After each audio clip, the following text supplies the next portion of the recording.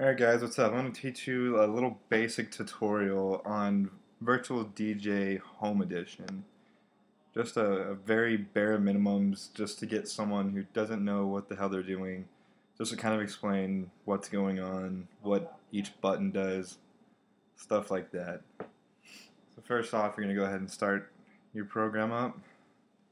You should do updates, but I don't use this program anymore, so I don't really have need for it. Okay, what you're gonna do is you're gonna go and just load in some songs.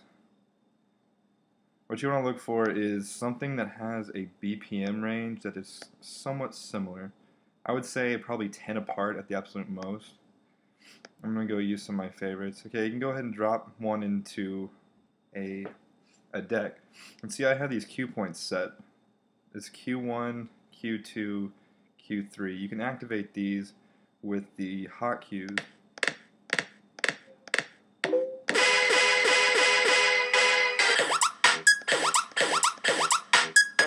Like that. What you want to do is when you set these, you want to put them on different parts of the song, usually throughout the song from start to beginning, just to give yourself just a little room in case something goes wrong in the mix, or if you have to save your ass, or if you're actually planning on doing it, you can actually just trigger those cues off. Like what I just did right there is I dropped back to Q1 using a keyboard shortcut, which I have it set as I think Q, yeah, Q, W, and E. And what you can do is if you're playing the song, you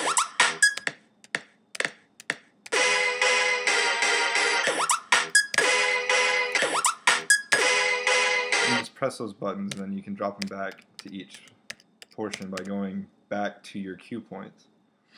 Okay, so that's a basic one of cues. You can set up cues however you want, especially if you're using the Pro version, because you can set more than 3 by using keyboard shortcuts. If you're not using Pro, you can only use 3, which doesn't make sense. But yeah. Okay, I'm gonna go ahead and load another track in here. See, this one's at 128, and the one we have loaded is at 132. And see, I'll drop this one in, and I'm going to go ahead and press sync, and that's automatically going to change this one to 132, so they're both at the same BPMs. See, what I could do right now is I can go ahead and start my right track, and what I can do is I can just start my other track on a downbeat. And see, I did that on purpose to show you that I can press sync, and they're right back to where they should be.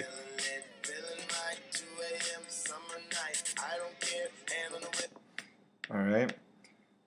What you have right here, of course, is your volumes, and then what you have here is your equalizers. Once you get a controller, these will be a lot more important than they are without it, because without the controller you can only press one at a time, which obviously will create some type of difficulty there.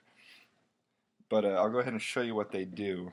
You can click one and move your mouse down or up if you're not using a controller. If you're using a controller, go ahead and just turn the knob. This one, it's your high, so it's gonna be all your treble. So I'll take that out. And that's what it sounds like. I can also take out the medium, which is your mids.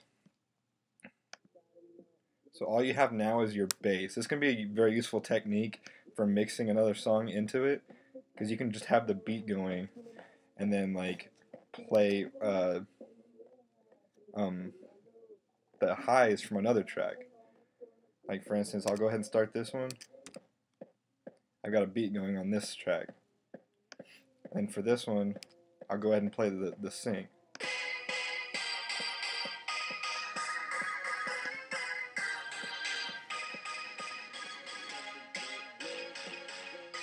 You can still kind of hear the words, but I mean, that brings me to my next point, is you can set loops. Loops will be down here in this section. You can also do in and out, which creates pretty much a custom loop. You can go ahead and press these. These are counts. It's one count, which is just one beat. I'll show you what that sounds like. It's just one beat playing over and over again. And then of course 2 beats, 3 beats, 4 beats, or 2 beats, 4 beats, 8 beats, 16, 32, all that good stuff. But what I can do is go back to the beginning, and I'm going to go ahead and set a 4 beat loop. And this is what this does. All you have is a straight beat right there, which it can be very useful. And then what you can also do is shorten the loops down by pressing this arrow over here. Now you just have a 2 beat, 1 beat, half beat, all that good stuff. See, I could play this and just use it as a beat for the other song.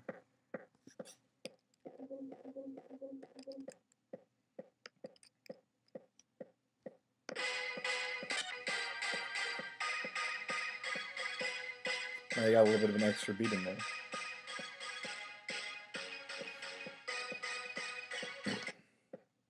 Okay. I'll go over the sampler. The sampler I didn't use very much in my style of DJing, but it's a cool little thing to have. You can go ahead and just start your track, and you can just play different samples. You can set your own. I never really dialed that in this program, but you can do it.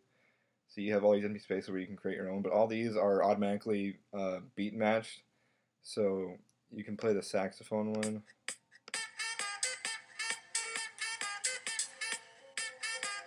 And they're going to be in time every time. Hands up in the air, put your hands up in the air. So that's what that does. This is a cool little tool.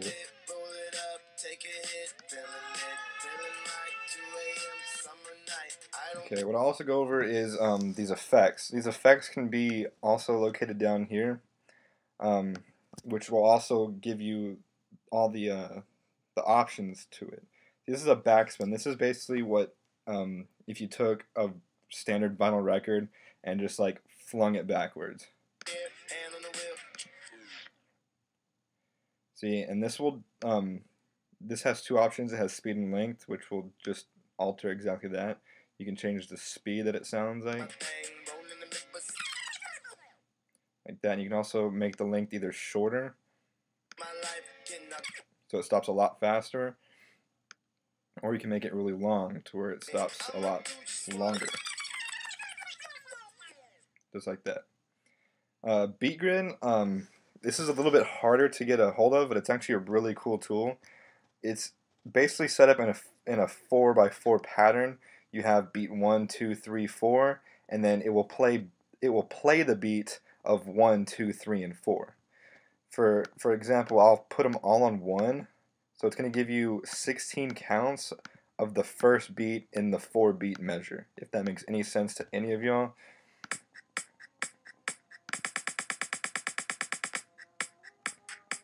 Basically what it did is, if I activated it, like for instance, if I activated it right here, my 4 beat measure would be right here, 1, 2, 3, 4.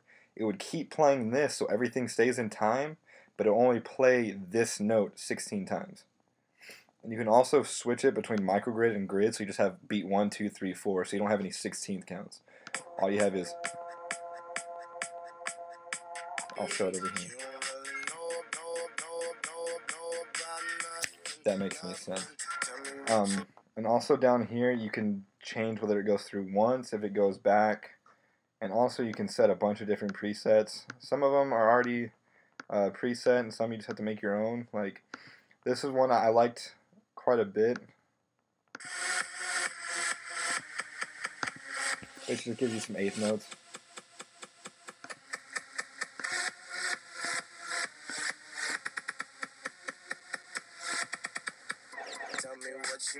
That was a very useful tool.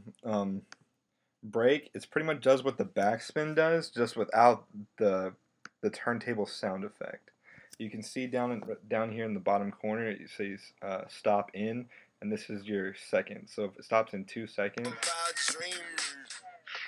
it's basically like if you had a turntable going and you turn the turntable off. You have your flanger effect down here, which is a cool tool, but I'm not a big fan of it because it's been very overused.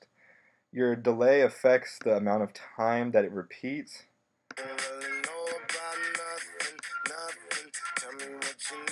And your volume is what really will control it.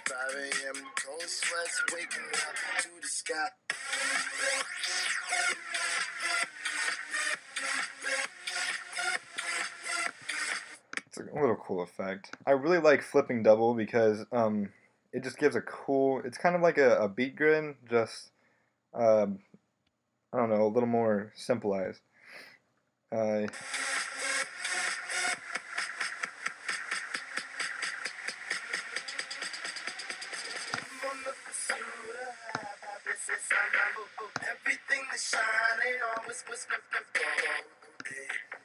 It will basically give you effect if you were running 2 tracks on the same, but it'll give you all in one track. Key changer will do exactly that. It'll just change the key, make it higher or lower.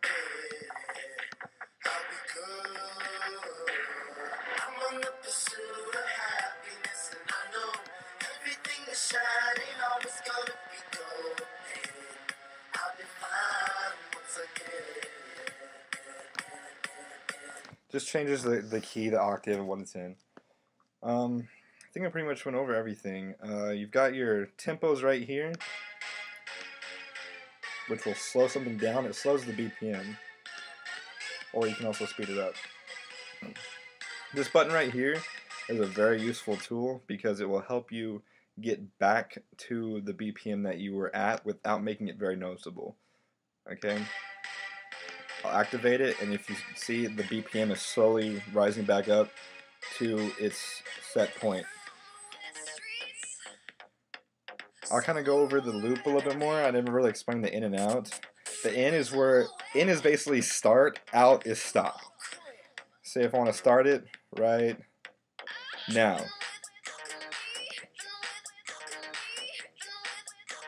And if you want to stop that loop and go right back into the song, all you have to do is hit out again. That's simple.